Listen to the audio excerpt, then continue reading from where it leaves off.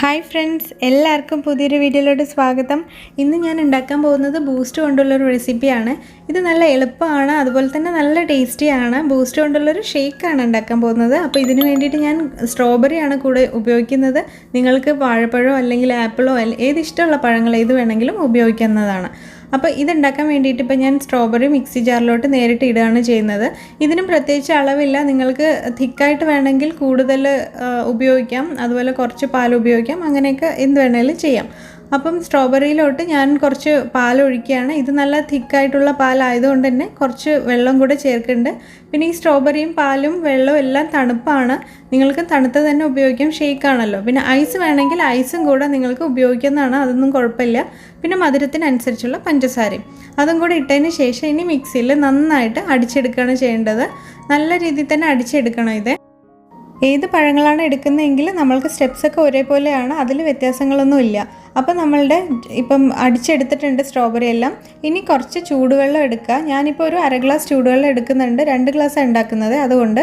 എന്നിട്ട് അതിലോട്ട് 2 ടേബിൾ സ്പൂണോളം ബൂസ്റ്റ് ഇടുന്നുണ്ട്. കുറച്ച് കൂടുതലായിട്ട് തന്നെ ഇടണം, ചൂടുവെള്ളത്തിൽ ഇടണം, എന്നാലേ അത് അലിഞ്ഞ് വരുള്ളൂ. എന്നിട്ട് ഇത് നന്നായിട്ട് മിക്സ് ചെയ്യുക. ഇപ്പം നമ്മൾ ബൂസ്റ്റിൽ ഓൾറെഡി അതിൽ പഞ്ചസാരയൊക്കെ ഉണ്ടാവുമല്ലോ, എന്ന് വെച്ചാൽ മധുരം ഉണ്ടാവും.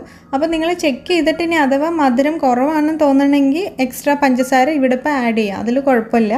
അതിനുശേഷം ഇനി നമ്മൾ ഗ്ലാസ്സിലോട്ട് കുറച്ച് ചേർക്കുക ചെയ്യേണ്ടത്.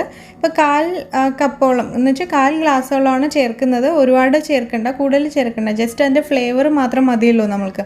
അപ്പോൾ അതുപോലെ ഇപ്പോൾ ഞാൻ 2 എണ്ണത്തിലും ഒഴിച്ചിട്ടുണ്ട്, 1/4 കപ്പോളം ഒഴിച്ചിട്ട് ഇനി നമ്മൾക്ക് നമ്മുടെ സ്ട്രോബെറി അടിച്ചു വെച്ചതുണ്ടല്ലോ ഷേക്ക്, അത് ഇതിലോട്ട് ചേർക്കാം.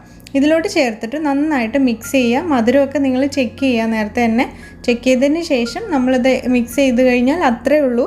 നമ്മുടെ സ്ട്രോബെറി അതുപോലെ ബൂസ്റ്റും കൂടെ ചേർത്തിട്ടുള്ള ഷേക്ക് റെഡി ആയിട്ടുണ്ട്. ശരിക്കും ബൂസ്റ്റിൻ്റെ ഫ്ലേവറാണ് കൂടുതൽ വരിക, നമ്മൾ 1/4 ഗ്ലാസ്സോളം ചേർത്തിട്ടുണ്ടല്ലോ. അപ്പോൾ ശരിക്കും നല്ലൊരു ടേസ്റ്റ് ആയിരിക്കും. നിങ്ങളൊന്ന് ട്രൈ ചെയ്ത് നോക്കണം. ബൂസ്റ്റിൻ്റെ ഫ്ലേവർ ഇനി കൂടുതൽ വേണമെങ്കിൽ കൂടുതൽ ചേർക്കാം, പ്രശ്നമല്ല. അഥവാ കുറച്ച് ചേർത്താൽ മതിയെങ്കിൽ അങ്ങനെയും ചെയ്യാം, കുഴപ്പമൊന്നുമില്ല. അപ്പം ബൂസ്റ്റിൻ്റെ ഫ്ലേവർ ഇപ്പോൾ നമ്മൾ സാധാരണ ചൂട് പാലിലൊക്കെ ഇട്ടിട്ടാണ് ബൂസ്റ്റ് ഇട്ട് കുടിക്കാറുള്ളത്.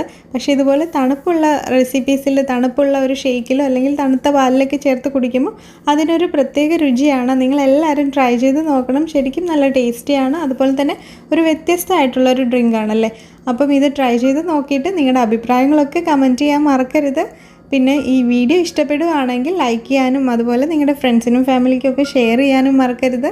ഇനി അടുത്തൊരു വീഡിയോയിൽ അടുത്തൊരു റെസിപ്പി ആയിട്ട് കാണാം. എല്ലാവർക്കും ഒരുപാട് താങ്ക്സ് ഉണ്ട്. Bye bye.